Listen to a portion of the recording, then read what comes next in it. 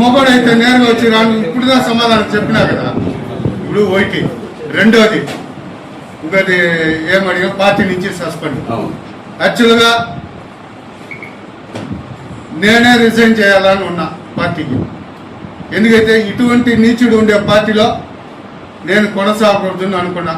Thank God Jagan అన్ననే నన్ను party నుంచి సస్పెండ్ చేసినారు, సంతోషమే.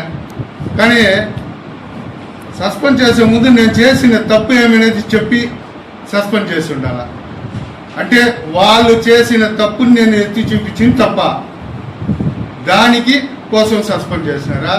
లేదు దొంగల్ని ఎత్తుకొని పోయి ఆడ అంబేద్కర్ స్టాచ్యూ కాడ పెట్టి వాళ్ళ దగ్గర ఈ డ్రామాలు సృష్టిస్తే వాళ్ళని నువ్వు క్వశ్చన్ చేయకుండా నన్ను సస్పెండ్ చేసినావు, చాలా సంతోషం. మీకు ఇన్ని రోజులు పనిచేసిన దానికి నాకు మంచి కానుక ఇచ్చినారు.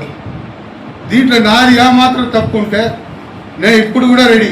నేను కానీ ఇప్పుడు నేను సత్యానందకి రెడీ. కాణిపాకం గుడికి వాళ్ళు ముగ్గురు, లుచ్చాపతి, ఎక్స్ కార్పొరేటర్ మొగుడు, ఈ క్లీనరు, వీళ్ళు ముగ్గురు ఈ యొక్క డ్రామా వెనకాల లేదు అని చెప్పగలరా? నేను సత్యం చేస్తా. కాణిపాకం గుడిలో వీళ్ళు ముగ్గురే ఈ డ్రామాకి డైరెక్షన్, స్క్రీన్ ప్లే, కెమెరామెన్ చెప్పి వీళ్ళే నేను సత్యం చేస్తా. కాణిపాకం గుడిలో వాళ్ళు ముగ్గురు వచ్చి సత్యం చేస్తారా మేము లేదు అనేసి. ఇంకోటి ఇది కేవలం థియోసాఫికల్ సొసైటీ కోసం ఈ డ్రామా అనేసి ఇందులో ముగ్గురు వ్యక్తులు సంబంధం ఉండాలని చెప్పి వాళ్ళు అదే ఇంకా వైసీపీ పార్టీకి చెందిన ముగ్గురు వ్యక్తులు ఈ తెర వెనక దీన్ని నడిపిస్తూ ఉన్నారు. ఈ థియోసాఫికల్ సొసైటీ ల్యాండ్ వెనకాల నేను కాబట్టి కాణిపాకం గుడిలో సత్యం చేస్తా. వాళ్ళు వచ్చి మాకు దీనికి సత్యం సంబంధం లేదు సత్యం చేయగలుగుతారా? ఇంత నీచంగా ఎవడు నిన్ను రాజకీయం చేయమన్నా? నీ వల్లనే పార్టీ చిత్తూరులో ఊడ్చుకొని పోయింది, ఇంకా కూడా ఊడ్చుకొని పోతుంది. చిత్తూరులో ఒక వైసీపీ అనేది శుద్ధంగా లేకుండా పోతుంది. అసలు తప్పు ఎవరు చేసినారని పార్టీ విచారించి యాక్షన్ తీసుకోవాలా?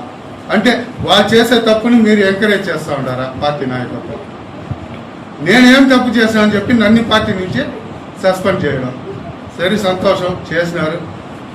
క్లీనర్కు ఒకే ఒక మాట చెప్పు, ఇదంతా ఇట్లా నువ్వు రాజకీయాలు చేసి నువ్వేం సాధించలేవు. నువ్వు 10 జన్మలు ఎత్తినా ఈ కాన్స్టిట్యూషన్లో నువ్వు ఎమ్మెల్యే కాలేవు. నీ ప్రతి ఒక్క తప్పుడు విషయంలో నేను ఎత్తి చూపిస్తా, నిన్ను ఎదుర్కొంటా ఉంటా. నువ్వు ఈ మరి డ్రామా కేసులు ఎన్ని పెట్టినా భయపడే ప్రసక్తే లేదు. నీ రాజకీయ అంతు చూసేందుకు నిన్ను వదిలే ప్రసక్తే లేదు.